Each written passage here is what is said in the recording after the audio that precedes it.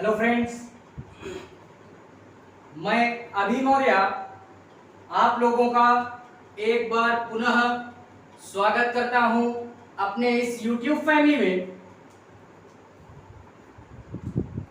आज जो हम बात करने वाले हैं इस क्लास में, वो बात करेंगे इंडियन जियोग्राफी। इससे पहले की क्लास इंडियन जियोग्राफी में अटेंड नहीं की तो उसका लिंक नीचे डिस्क्रिप्शन में दिया जा रहा है, आप लोग वहां से जाकर के सारी क्लास को अटेंड कर सकते हैं आसानी पूर्वक। ठीक है, बाकी आज जो बात करेंगे इंडियन जियोग्राफी में, वो हम बात करेंगे भारतीय फसलों की, यानी इंडियन क्रॉप्स।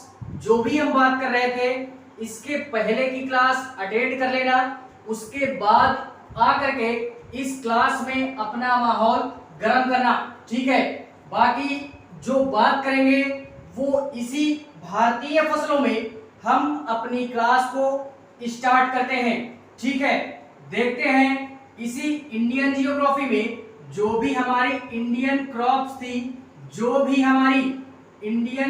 थी, उनका अध्ययन हम यहाँ पे कर रहे थे, जिसमें से हम लोगों ने चावल की बात की थी, गेहूं की बात कर ली थी एंड उसके बाद तिलहन का भी अध्ययन हम लोगों ने किया था। ठीक है, बाकी आज जो हम इस क्लास में बात करेंगे वो कुछ और फसलों की बात हम करेंगे। ठीक है, जो भी फसलें हमारे इंडिया में बेसिकली उत्पाद की जाती हैं या किसानों के द्वारा उत्पादन की जाती है, जिनका प्रोडक्शन होता है इंडिया में, उनका अध्ययन हम इस क्लास में करेंगे। ठीक है, इसको ऐसे पढ़ने का प्रयास करेंगे कि यार अगर इस चैप्टर से रिलेटेड कोई भी क्वेश्चन आता है तो वो जाना नहीं चाहिए। ठीक है, इस प्रकार से हम इस चैप्टर का अध्ययन करेंगे। इसमें बेसिकली जो हम बात करेंगे वो आज बात करने वाले हम बाजरे की बात करेंगे। किसकी बात करेंगे? बाजरे की बात करेंगे, जिसको हम लोग क्या बोलते हैं?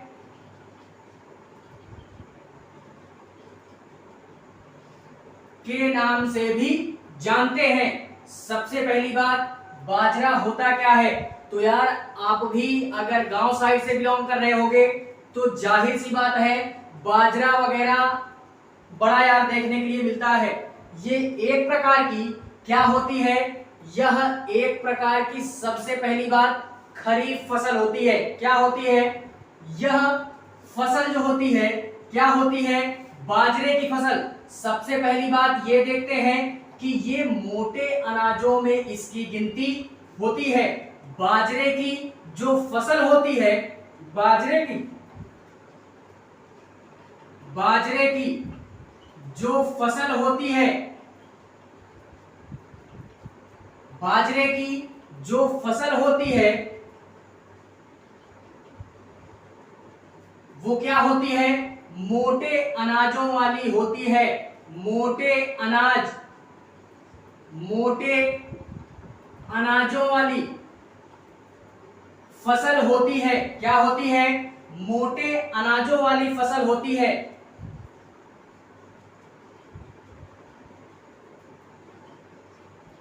ये हमको याद रखना है। एंड उसके बाद अगर और बात करें इसी बाजरे में अगर हम और बात करें तो सबसे पहली बात ये मोटे अनाज की होती है और इसकी जो खेती होती है वो खरीफ फसल के माध्यम से होती है, यानी खरीफ सीजन में। इससे पहले की क्लास ये सीजनों वाली देख लेना तो वहां पे सारा माहौल मिल जाएगा। ठीक है, बाकी यह जो बाजरे की फसल होती है, यह जो बाजरे की फसल होती है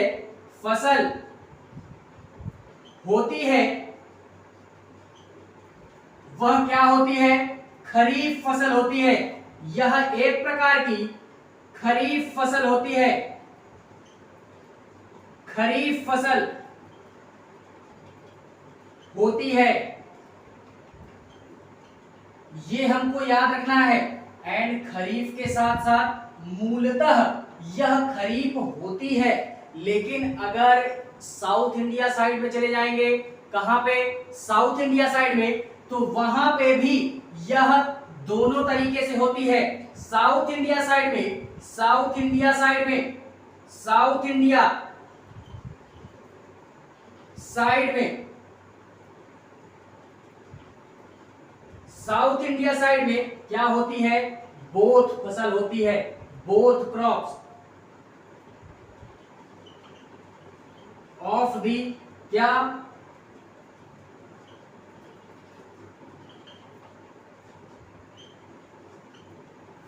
बोथ कौन कौन सी, बोथ कौन कौन सी, तो पहली होती है खरीफ, क्या होती है, खरीफ, एंड उसके बाद होती है रबी, क्या होती है, रबी।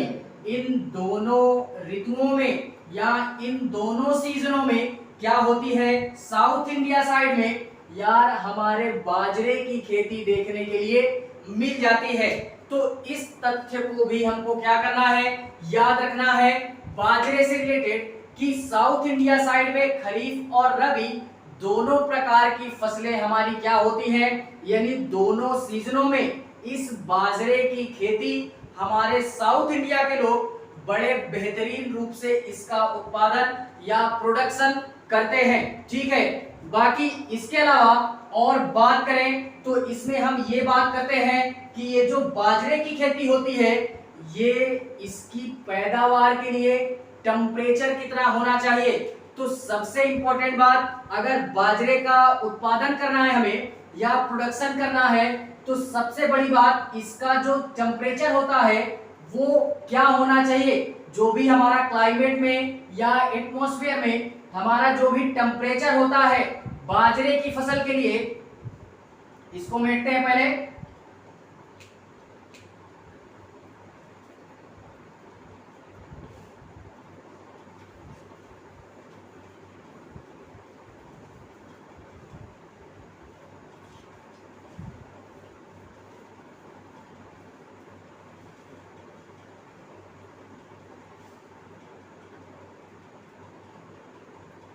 देखते हैं इसी में जो बात करेंगे, बाजरा जो हमारा होता है इसका क्या, बाजरे का जो भी हमारा टेम्परेचर होता है यानी क्लाइमेट जो भी टेम्परेचर होता है, इसको प्रोडक्शन करने का, प्रोडक्शन ऑफ पिलर मिलेट, सीधा सीधा हिंदी में ही लिखते हैं बाजरे का, बाजरे को उत्पाद करने के लिए, बाजरे का या तो का लिखते हैं, बाजरे का उत्पादन करने के लिए, करने के लिए जो तापमान होना चाहिए, जो तापमान होता है, जो तापमान होता है कहां पे, जलवायु में या एटमॉस्फेयर में, वो कितना होना चाहिए, 25 से 30 डिग्री सेल्सियस हमारा टेम्परेचर क्या होना चाहिए, होना चाहिए। बाजरे की खेती करने के लिए 25 से 30 डिग्री का हमारा क्या होना चाहिए, टेम्परेचर होना चाहिए। एंड एनुअल जो रेनफॉल होती है, and annual rainfall, annual rainfall वो कितना होना चाहिए, तो वो है हमारा 40 से from 40 to 50 centimetre, from 40 to 50 centimetre की वार्षिक यानी एनुअल रेनफॉल हमारी होनी चाहिए, तभी हम बाजरे की खेती बड़े बेहतरीन तरीके से कर सकते हैं। ठीक है, तो ये भी हमको याद रखना है कि बाजरे की खेती करने के लिए क्या आवश्यक है, क्या आवश्यक नहीं है, टेम्परेचर कितना होना चाहिए और क्या होना चाहिए, एनुअल रेनफॉल हमारी कितनी होनी चाहिए। तो ये भी हमको क्या करना है, इसमें याद रखना है। एंड इसके बाद अगर हम बात करें तो बात करते हैं ये जो बाजरे की खेती होती है ये किन किन क्षेत्रों में या भारत के, इंडिया के किन क्षेत्रों में इस बाजरे की खेती को हम पैदा करते हैं या भारतीय किसान जो भी हैं वो इंडिया के किस कोने में या किस क्षेत्र में बाजरे की खेती करते हैं।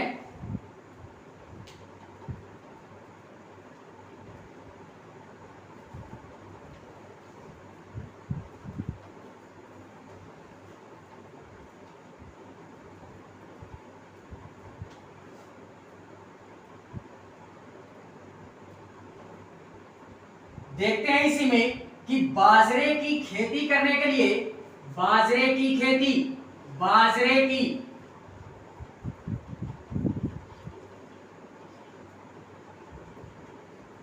बाजरे की खेती करने के लिए या बाजरे की जो हम खेती करते हैं वो किन क्षेत्रों में करते हैं, किन क्षेत्रों में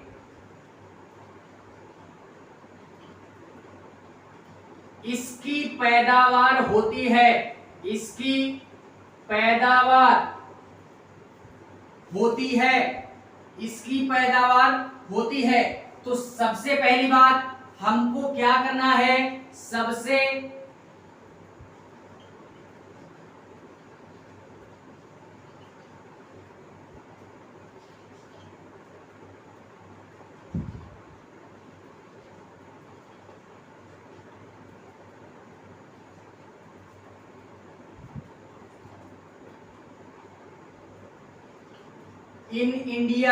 इन इंडिया तो सबसे पहली बात हमको यार, मैं यहाँ पे मैपिंग नहीं करा रहा हूं तो मैपिंग करना है हमें। सबसे पहली बात महाराष्ट्र वाला क्षेत्र,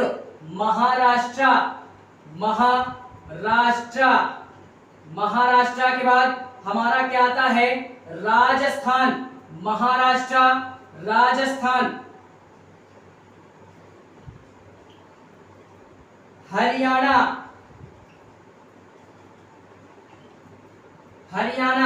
हरियाणा के बाद उत्तर प्रदेश, इन सारे क्षेत्रों में एक्सेट्रा 1-2 और हो सकते हैं, ठीक है। बाकी इन सारे क्षेत्रों में महाराष्ट्र में, राजस्थान में, हरियाणा में, उत्तर प्रदेश में एंड एक और लिख सकते हैं गुजरात वगैरह क्षेत्र में भी हमारे ये बाजरे की खेती बड़े ही बेहतरीन तरीके से देखने के लिए मिल जाती है। महाराष्ट्र में बेसिकली कहां पे, जहां पे हमको red soil, red and black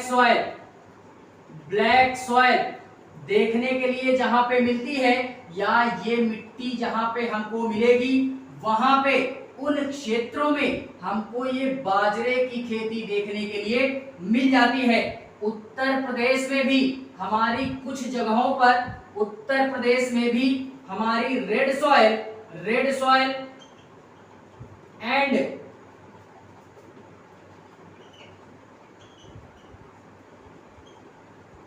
black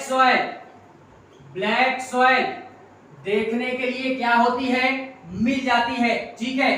तो बेसिकली हम जो बात कर रहे हैं वो यही बात कर रहे हैं कि महाराष्ट्र हो गया, राजस्थान, हरियाणा, उत्तर प्रदेश, गुजरात साइड का जो भी हमारा रीजन है, इन सारे क्षेत्रों में हमको बाजरे की खेती या इसकी पैदावार देखने के लिए मिल जाती है। उसके बाद अगर हम बात करें तो ये जो बाजरे की खेती होती है, ये हमने क्षेत्र तो देखा ही, साथ में ये भी देखा कि जहां पे हमको red soil, black soil and उसके बाद हमारी एक सॉइल और आती है काली मृदा, लाल मृदा एंड उसके बाद बलुई मिट्टी, काली यानी red soil, black soil and Sandy soil.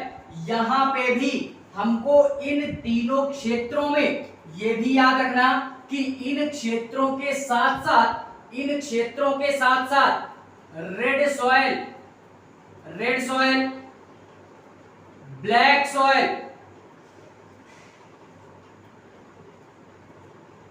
Soil and Sandy या सैंड सॉइल, इन सारे क्षेत्रों में जहां पे भी इंडिया के जिन भी क्षेत्रों में हमको ये तीनों मिट्टियां मिलेंगी तो जाहिर सी बात है हम वहां पे क्या कर सकते हैं, बड़े ही बेहतरीन तरीके से बाजरे की पैदावार आसानी पूर्वक क्या कर सकते हैं, कर सकते हैं। ठीक है, तो फाइनली इतनी सारी चीजें हमको क्या करनी है, बाजरे से रिलेटेड याद रखनी है कि बाजरा हमारा पैदा कहां पे होता है, कितने तापमान पे होता है, एनुअल रेनफॉल कितनी होती है, किन क्षेत्रों में होता है, और यह अनाज किस प्रकार का होता है और किस मौसम में इस बाजरे की फसल या बाजरे की पैदावार हम लोग करते हैं। ठीक है, तो ये हुआ हमारा बाजरा। इससे रिलेटेड यार इतना अगर कंप्लीट है, पर्याप्त है, हमारे हिसाब से इतना पर्याप्त है। बाकी और जो बात करते हैं, इसके बाद जो हम बात करते हैं वो बात करते हैं मक्के की। किसकी बात करते हैं, मेज यानी मक्के की बात हम करते हैं।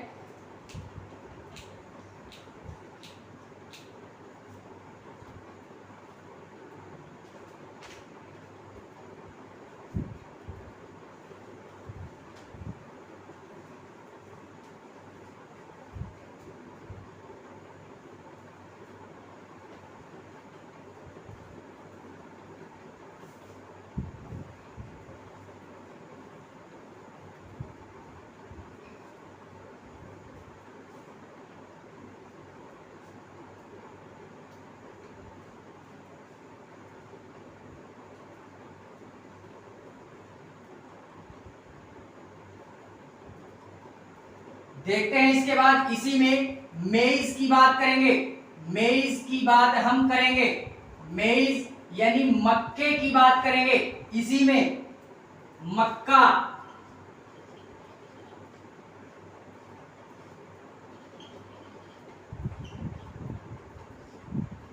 मक्के की बात करेंगे तो सबसे पहली बात, यह भी एक प्रकार का मोटा अनाज ही है यार। इससे हमको ये पता चलता है, मक्का देखकर ही हमको ये पता चलता है कि यह भी एक प्रकार का मोटे अनाज में ही इसकी गिनती होती है। तो हम इसको भी नोट करेंगे कि क्या होता है, यह भी एक प्रकार का, यह भी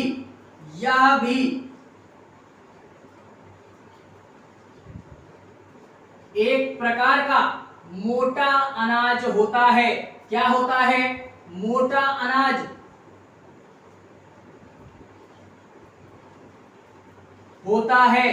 ठीक है, इसके बाद अगर हम बात करें तो ये जो मक्के की खेती है ये इंडियंस की देन नहीं है। सबसे बड़ी बात, ये जो मक्के की खेती है इंडियंस की देन नहीं है, ये इंडिया में बाद में आया। सबसे पहले जो मक्के की खेती हुई वो हमारे कहां पे हुई, अमेरिका में। पुर्तगालियों ने इसको इंडिया में लाया और इसके पश्चात इसकी खेती इंडिया में होने लगी। तो सबसे पहले इसका जो मूलतः इसका जो प्रोडक्शन होता था वो प्रोडक्शन हमारा कहां होता था, अमेरिका में। यानी अमेरिका की मुख्य फसल के रूप में इसको हम जानते हैं। यह जो मक्के की फसल होती है, यह जो मक्के की फसल होती है, फसल होती है, यह मुख्यतः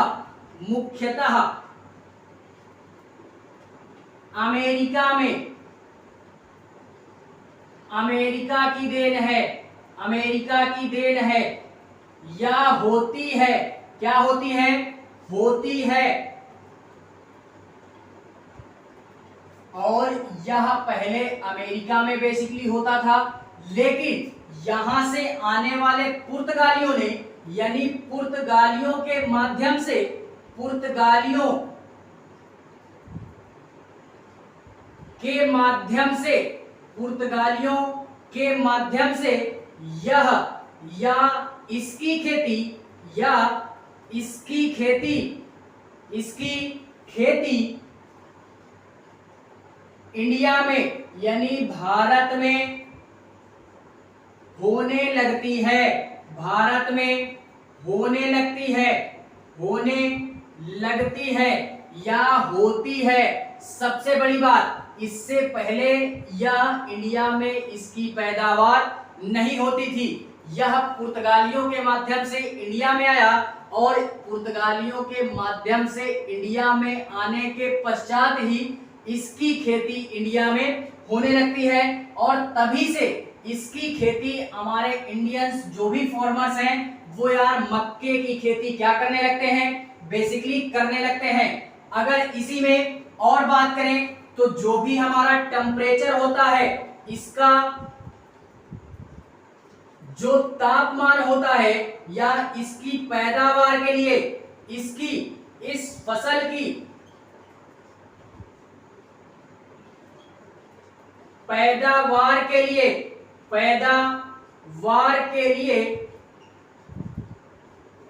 इस फसल की पैदावार के लिए जो भी हमारा तापमान होता है, जो तापमान होता है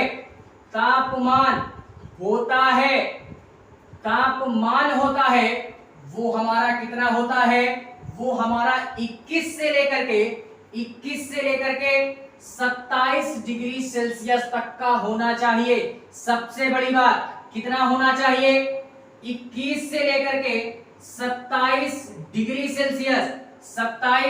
डिग्री सेल्सियस तक का टेम्परेचर हमारा होना चाहिए। एंड इसका जो एनुअल रेनफॉल है इस फसल की पैदावार के लिए, इंडिया में अगर इसकी पैदावार हमको करनी है तो वहां पे या उस स्थान पे जो भी हमारा एनुअल रेनफॉल होगी वो हमारा 40 से लेकर के 70 डिग्री सेल्सियस तक होना चाहिए, 70 डिग्री सेंटीमीटर तक होना चाहिए, यानी 50 से 70 या 40 से 70। ठीक है, एनुअल जो रेनफॉल होता है, एनुअल रेनफॉल जो होना चाहिए वो कितना होना चाहिए, 42 कितना 70 सेंटीमीटर एनुअल रेनफॉल अगर होती है तो इसकी पैदावार हम इंडिया में बड़े ही बेहतरीन तरीके से कर पाते हैं। ठीक है, तो ये हमको सारी चीजें मक्के से रिलेटेड याद रखनी है। कहां पे होती है, सबसे पहले मूलतः मक्का कहां पे पाया गया, इंडिया में कैसे आया और इंडिया में इसकी खेती किनके माध्यम से होती है ये भी याद रखना है। एंड इसके पश्चात टेम्परेचर कितना होना चाहिए एंड एनुअल रेनफॉल इस फसल को उगाने के लिए कितनी होनी चाहिए, तो ये तथ्य हमको याद रखने हैं। इसके बाद जो हम बात करते हैं वो ये बात करते हैं कि इस मक्के की फसल को इंडिया में किन किन स्थानों में, यानी where is the form of production in a maize. ठीक है, कि कहां कहां पे हमारे इस मेज यानी मक्के की फसल को हम बड़े ही बेहतरीन तरीके से भारत के किन किन क्षेत्रों में इसकी पैदावार करते हैं, तो उसको देखते हैं हम क्षेत्रों को।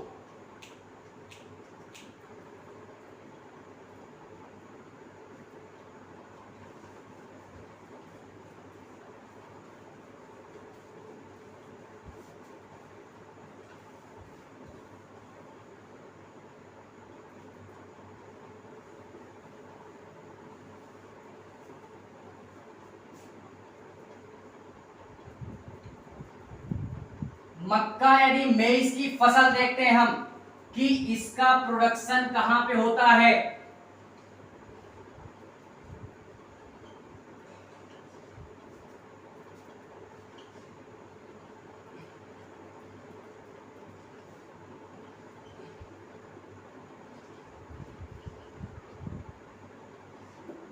एरियाज, ठीक है, तो इसको हम लोग देखते हैं। सबसे पहली बात, जो मक्के की खेती होती है, वो हम भारत में सबसे पहली बात क्षेत्र याद रखने हैं। कौन सा, अरुणाचल प्रदेश, अरुणाचल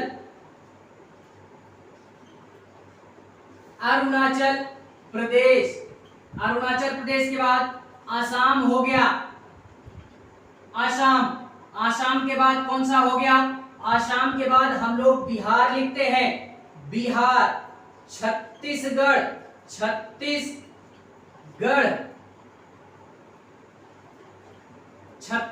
के बाद क्या आता है, कर्नाटका, कर्नाटका, कर्नाटका के बाद क्या आता है? महाराष्ट्र, महाराष्ट्र, महाराष्ट्र के बाद पश्चिम बंगाल, क्या आता है? पश्चिम बंगाल,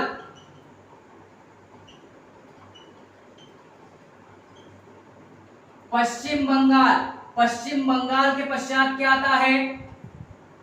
या तो इटेसेट्रा डालते हैं, काफी सारे क्षेत्र हो गए, ऐसे हमारे काफी सारे क्षेत्र हैं जहां पे मक्के की खेती बड़े ही बेहतरीन रूप से हमारे इंडिया में होती है, ठीक है। या एक दो और देखते हैं इसी में,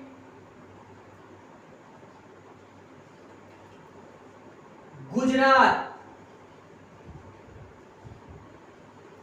हरियाणा एंड और अगर बात करना चाहें, यार इतना काफी है मेरे हिसाब से, सफिशिएंट है। या और लिखना चाहें तो एक और लिखते हैं हम, आंध्र प्रदेश, आंध्र प्रदेश, इटेसेट्रा डालते हैं, पर्याप्त है। इन सारे क्षेत्रों में हमारे यार मेज यानी मक्के का प्रोडक्शन, हमारे जितने भी इंडियन फार्मर्स हैं वो बड़े ही बेहतरीन तरीके से इसकी पैदावार करते हैं। कहां कहां पे? अरुणाचल प्रदेश, आसाम, बिहार, छत्तीसगढ़, कर्नाटका, महाराष्ट्र, पश्चिम बंगाल, गुजरात, हरियाणा एंड आंध्र प्रदेश साइड में इस फसल की खेती हमारे होती है, ठीक है। इसके बाद अगर और बात करें इसी मक्के में, तो यार ये बात करते हैं कि ये जो मक्के की फसल है ये खाद्यान्न के उत्पाद से रिलेटेड है या बहुत ही इंपॉर्टेंट होती है खाद्यान्न उत्पाद से। एंड इसके अलावा खाद्यान्न उत्पाद के साथ साथ यह अन्य चीजों में भी क्या है? मोस्ट इंपॉर्टेंट क्रॉप्स के नाम से भी जानी जाती है। तो देखते हैं ऐसी कौन कौन सी चीजें हैं जहां पे मक्के का प्रयोग हम लोग बड़े बेहतरीन तरीके से करते हैं, ठीक है।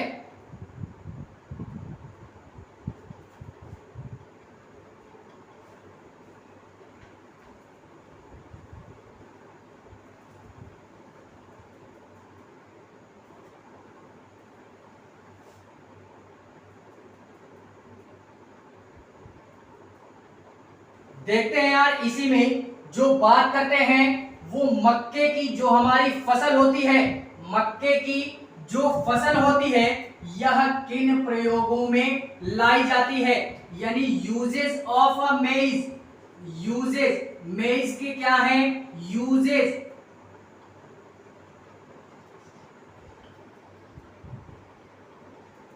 कौन कौन से? सबसे पहली बात खाद्यान्न में, खाद्यान्न में, एंड इसके बाद खाद्यान्न के प्रयोग में, एंड इसके अलावा बायोडीजल में, बायोडीजल में,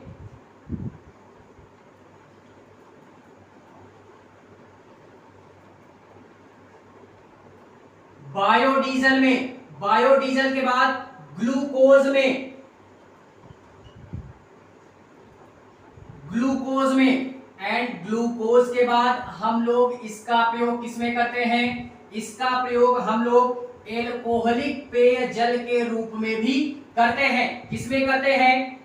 alcoholic, alcoholic drinking water, drinking water form में भी करते हैं, वाटर फॉर्म में भी हम इसका प्रयोग करते हैं। तो ये कुछ हमारे ऐसे क्या हैं? प्रयोग हैं जिनका या जिनमें यार हम लोग मक्के की क्या करते हैं?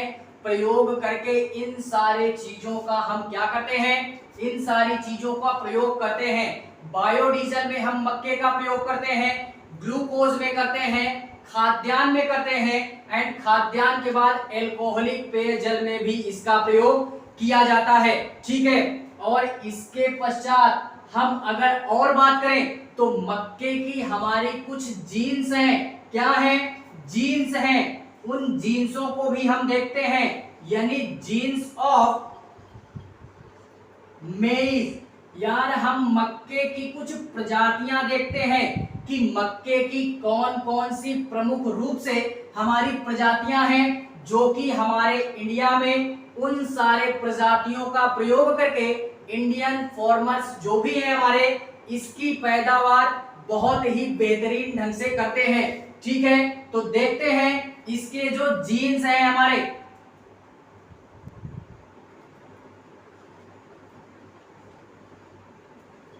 गंगा 5, गंगा 11 एंड डफेन 101, डफेन 101। तो ये 2-3 याद रखने हमको, इन 2-3 जीनों को हमको याद रखना है कि ये 2-3 जीन्स हमारी होती हैं मक्के की, जिनका प्रयोग करके हम इंडियन फार्मर्स यार मक्के की फसल को बड़े ही बेहतरीन ढंग से इसकी पैदावार हम क्या करते हैं, आसानी पूर्वक करते हैं। ठीक है, तो इन सारी चीजों को मक्के से रिलेटेड याद रखना है।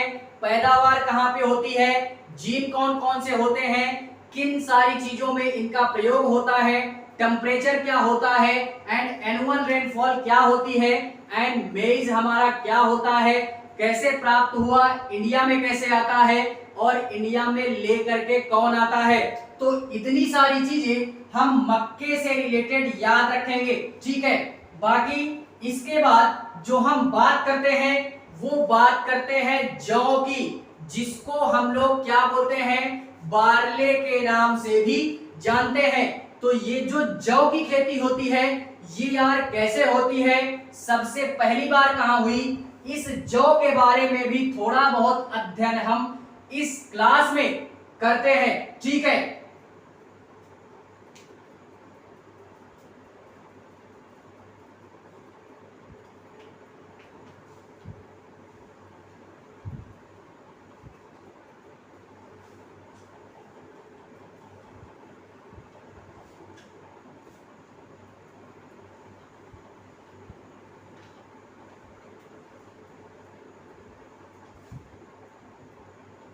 देखते हैं यार। इसी के बाद इसमें जो हम बात करेंगे वो बात करने वाले हैं जौ की बात करेंगे। किसकी बात करेंगे, जौ की बात करेंगे, बार्ले जिसको बोलते हैं, इसकी बात हम करते हैं। तो सबसे पहली बात यार, जौ के बारे में पढ़ने से पहले हम एक बात ये याद रखते हैं या एक तथ्य ये देखते हैं कि अगर मेरी क्लास अटेंड किए होगे हिस्ट्री की तो याद होगा कि सबसे पहले जो फसल के साक्ष्य मिले हमारे इंडिया से वो जौ के ही उपजाने के साक्ष्य हमारे मिलते हैं। वो भी कहां से, सिंधु घाटी सभ्यता से। इंडस वैली सिविलाइजेशन की क्लास अगर अटेंड नहीं की तो वहां से जाकर के उन सारी क्लासों को अटेंड करोगे तो यार ये सारी चीजें पढ़ने के लिए मिल जाएंगी। ठीक है, लेकिन अगर हम बात करें तो भारत में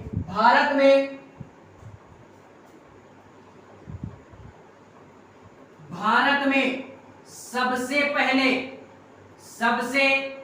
पहले जौ के जो साक्ष्य प्राप्त होते हैं, जौ उपजाने के जो साक्ष्य प्राप्त होते हैं, जो साक्ष्य प्राप्त होते हैं, साक्ष्य प्राप्त होते हैं वो कहां से होते हैं, इंडस वैली सिविलाइजेशन से। इंडस वैली सिविलाइजेशन से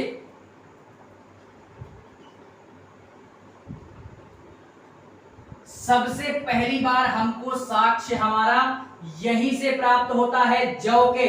सिंधु घाटी सभ्यता से, सिंधु घाटी सभ्यता से हमारे सबसे पहले जो साक्ष्य प्राप्त होते हैं वो बार्ले यानी जौ से हमारे क्या होते हैं, प्राप्त होते हैं। तो ये हमको याद रखना है, सबसे पहला साक्ष्य हमारा जौ का कहां से प्राप्त होता है। एंड इसके बाद अगर हम बात करें तो जौ का उपजाने का जो भी हमारा मौसम में या एटमॉस्फेयर में जो भी हमारा टेम्परेचर होता है, वो टेम्परेचर हमारा कितना होता है। तो सबसे पहले जौ को उपजाने के लिए जौ की पैदावार, जौ की पैदावार के लिए जो तापमान होता है, तापमान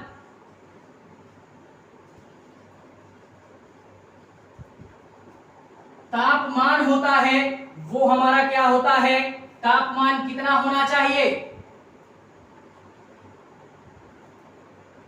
फ्रॉम 10 to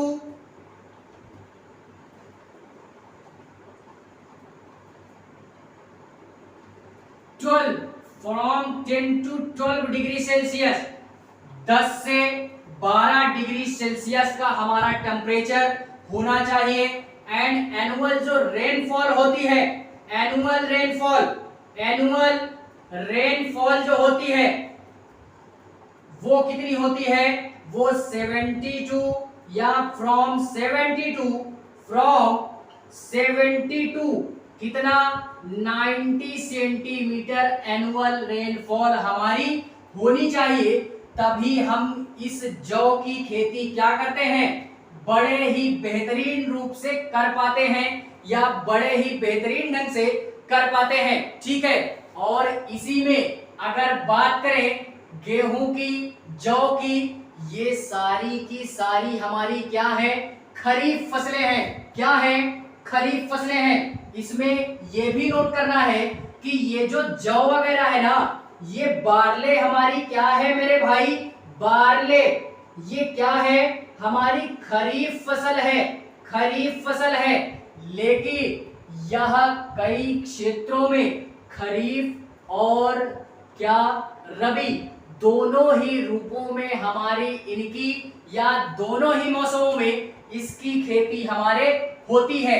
तो ये भी हमको याद रखना है, बारले किस मौसम में होता है, खरीफ फसल में हमारी इसकी पैदावार होती है। लेकिन अगर हम बात करें उत्तर पश्चिम भारत की बात करें, उत्तर पश्चिम भारत में गेहूं और जौ ये हमारा ज्यादा पैदा होता है। लेकिन कब पैदा होता है, जब पश्चिमी विक्षोभ के कारण क्या होता है, उत्तर पश्चिम भारत में सर्दी के मौसम में पश्चिमी विक्षोभ के कारण गेहूं और जौ बड़े ही बेहतरीन रूप से हमारा उगाया जाता है।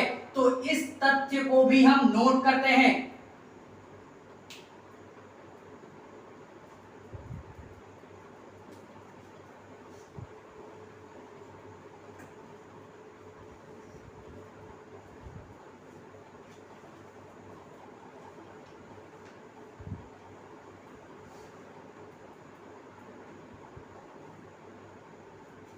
देखते हैं हम क्या देखते हैं कि जो भी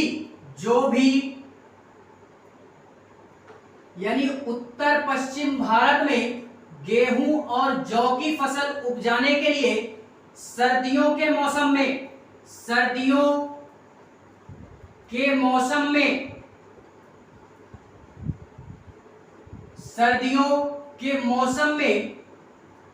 पश्चिमी विक्षोभ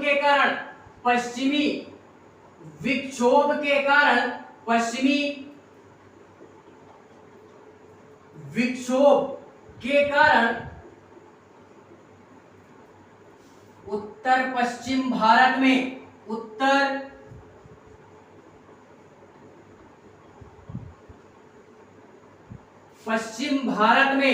उत्तर पश्चिम भारत में क्या होता है, गेहूं और जौ की खेती बड़े ही बेहतरीन रूप से देखने के लिए मिल जाती है, बड़े ही बेहतरीन रूप से देखने के लिए मिल जाती है। ये तथ्य भी हमको क्या करना है, याद रखना है। कहां पे, पश्चिमी विक्षोभ के कारण सर्दी के मौसम में उत्तर पश्चिम भारत में गेहूं और जौ की फसल बेहतरीन रूप से की जाती है। उत्तर पश्चिम भारत में कहां पे, तो ये भी नोट करते हैं उत्तर पश्चिम भारत में कहां पे, उत्तर प्रदेश, हरियाणा,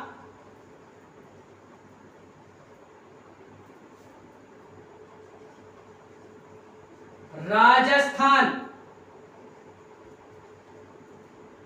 बिहार एंड झारखंड,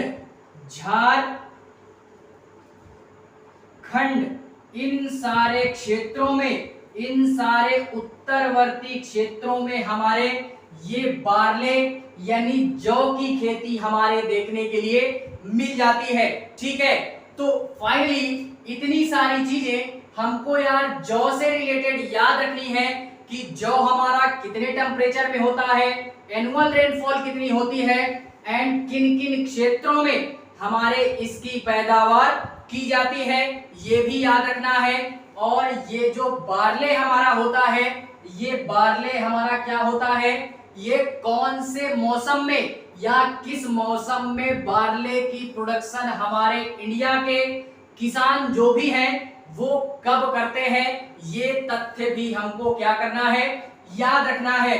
तो आई होप यार इतनी सारी चीजें आप लोगों को समझ में आई होगी। ठीक है, आ गया है तो लाइक ठोकना, नहीं आया है तो क्लास को रिवाइंड करके पुनः आरंभ करना, क्लास समझ में आएगी। ठीक है, इस जौ के बाद जो हम बात करते हैं वो बात करते हैं दलहन की, यानी पल्सेस की बात हम करते हैं कि हमारे इंडिया में दालों की जो खेती होती है वो कहां पे होती है और कितने प्रकार की दालों का प्रयोग हमारे इंडिया के लोग करते हैं। ठीक है,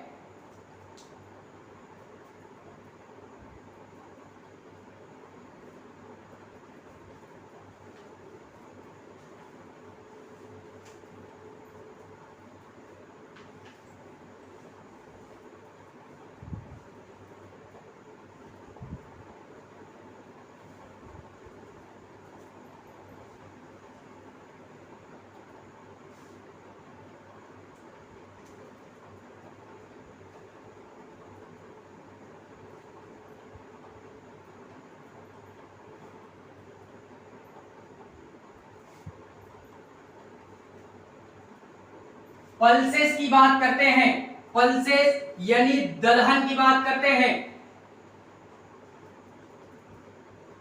दलहन यानी पल्स की बात करते हैं, पल्स की बात करते हैं तो इसमें भी कई प्रकार की दलहनें हमारी आती हैं, कई प्रकार की दालें आती हैं। सबसे पहली बात तो हमारे अरहर की दाल ही आ जाती है, अरहर की दाल आ जाती है, मटर की दाल, यार इन सारे नामों को याद रखना है। मटर की दाल, चने की दाल,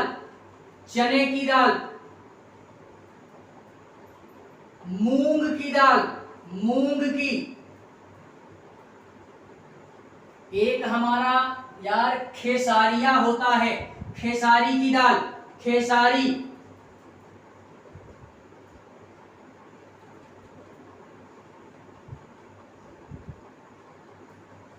ईटे सेक्टर डालते हैं।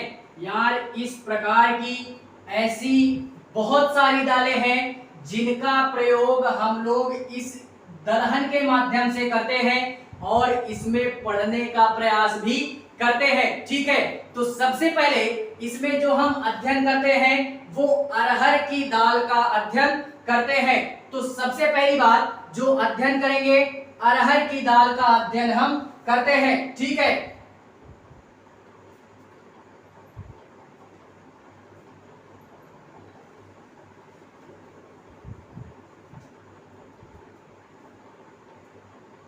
देखते हैं इसी में जो बात करते हैं वो बात करते हैं किसकी, वो बात करते हैं दलहन में अरहर की। लेकिन उससे पहले हम ये बात करते हैं दलहन की जो खेती होती है वो दोनों ही ऋतुओं में होती है। किसमें किसमें? तो सबसे पहली बात ये होती है हमारी खरीफ में, खरीफ एंड रबी फसल में।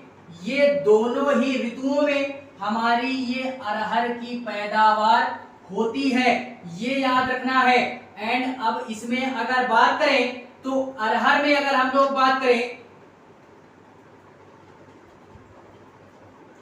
अरहर की दाल में अगर हम बात करें तो इस अरहर की दाल का जो भी पहले एक तरीके से पैदावार बोल सकते हैं, जन्म बोल सकते हैं, वो कहां पे हुआ?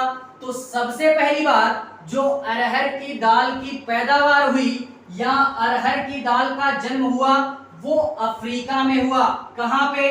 अफ्रीका में। मोस्ट इंपॉर्टेंट फैक्ट है ये, दाल से रिलेटेड स्टार लगाना है इसमें मेरे भाई, स्टार लगाना है इसमें कि अरहर की दाल का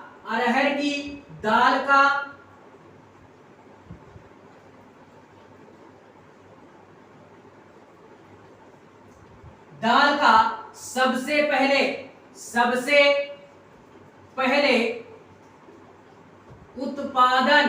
उत्पादन कहां पे हुआ?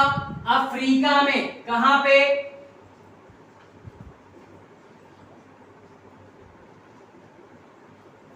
अफ्रीका में, जो कि एक प्रकार का कॉन्टिनेंट है।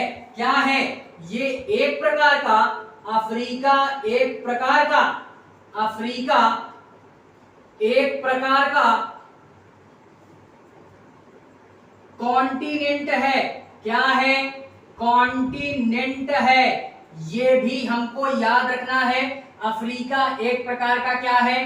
कॉन्टिनेंट है, जहां पे सबसे पहले अरहर की दाल का क्या हुआ? जन्म हुआ।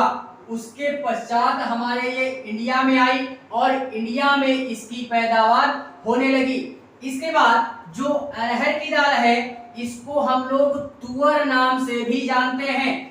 अरहर की दाल का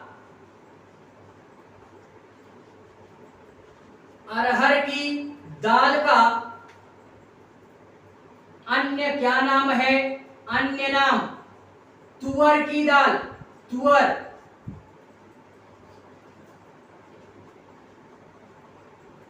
तुअर की दाल के नाम से भी जानते हैं। लेकिन कहां पे?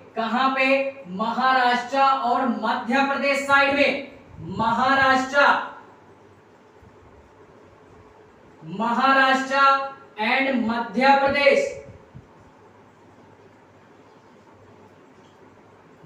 प्रदेश साइड में हमारे ये तुअर की दाल देखने के लिए मिल जाती है। और भारत में हमारे इस तुअर की दाल का प्रयोग काफी होता है, काफी मात्रा में हमारे भारत में तुअर की दाल का प्रयोग करते हैं। बेसिकली कहां पे? उत्तर भारत में बेसिकली तुअर की दाल का प्रयोग हमारे की जाती है। ठीक है, तो अरहर से रिलेटेड इतनी सारी चीजें याद रखनी है कि कौन सी फसल में आता है और कौन कौन से मतलब इसमें जो भी मैटर है वो समझ लेना आप लोग। ठीक है, बात करते हैं किसकी? हमारी चने की दाल की बात करते हैं। वो भी एक प्रकार का चने की दाल।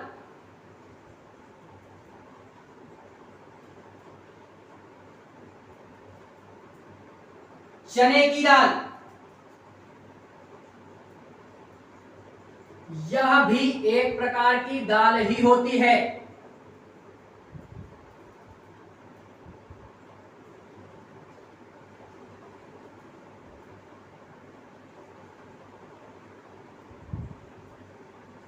पल्सेस यह भी एक प्रकार की क्या होती है? दाल ही होती है। ठीक है, ये हुई चने की दाल। उड़द की दाल की बात करें तो उड़द की जो दाल होती है, उड़द की दाल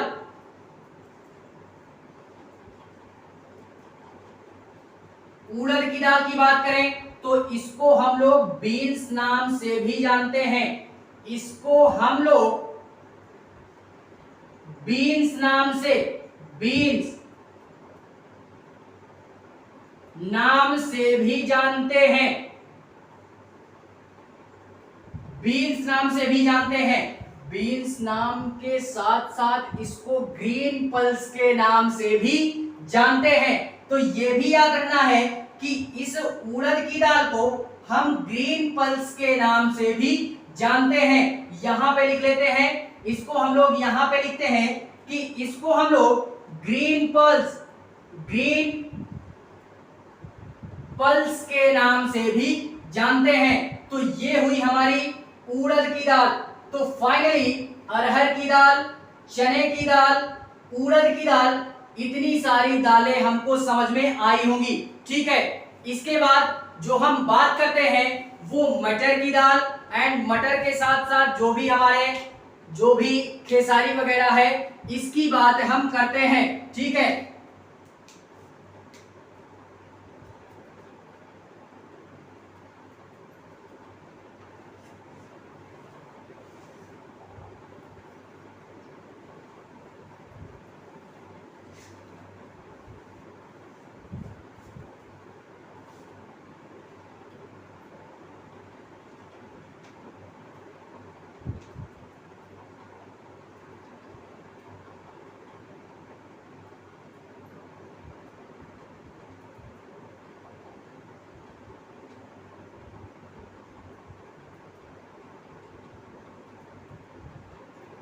देखते हैं इसी में मूंग की दाल,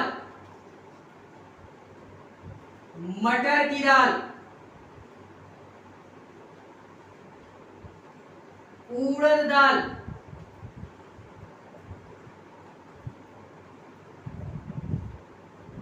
खेसारी, ये सारी क्या है? मूंग की दाल को ग्रीन पल्स और बीन्स के नाम से भी जानते हैं। मटर की दाल, उड़द की दाल, खेसारी जो भी होती है ये भी हमारी एक प्रकार की क्या होती है? It's also pulses. ठीक है, ये सारी भी क्या है? एक प्रकार की दाल ही होती है। उसके बाद अगर बात करें, इसमें जो बात करते हैं वो ये बात करते हैं कि यह भी एक प्रकार की क्या होती है? दाल ही होती है। लेकिन इन सारी दालों की यार एक खूबी होती है। क्या खूबी होती है? खूबी यह होती है कि ये नाइट्रोजन का, ये जो सारी दालें होती हैं नाइट्रोजन फिक्सेशन करती हैं। नाइट्रोजन फिक्सेशन करती है। नाइट्रोजन फिक्सेशन करती है, यानी नाइट्रोजन का स्थिरीकरण करती है। स्थिरीकरण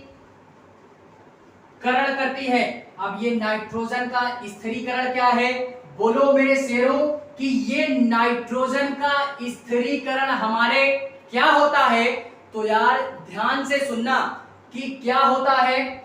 स्थिरीकरण से तात्पर्य ये है कि जो नाइट्रोजन होता है इसमें यार हमारे एटमॉस्फेयर में कुछ बैक्टीरिया होते हैं। क्या होते हैं? बैक्टीरिया होते हैं, जो कि ये नाइट्रोजन हमारा प्लांट के माध्यम से नहीं जाता, इन्वायरमेंट के माध्यम से नहीं जाता है। ये नाइट्रोजन हमारा अगर इन दालों में या पौधों में जाता है तो वो सॉइल के माध्यम से जाता है। सॉइल में या एटमॉस्फेयर में जो भी हमारे बैक्टीरियाज होते हैं उनके माध्यम से ये नाइट्रोजन हमारा सॉइल में जाता है, जिससे ये क्या होता है? प्लांट में उसके बाद जाता है। डायरेक्टली प्लांट में ये हमारा नहीं जाता। एक फिगर से समझते हैं हम लोग, ये हमारी एक सरफेस हो गई, ये हमारे पेड़ हो गया। क्या हो गया? एक पेड़ हो गया।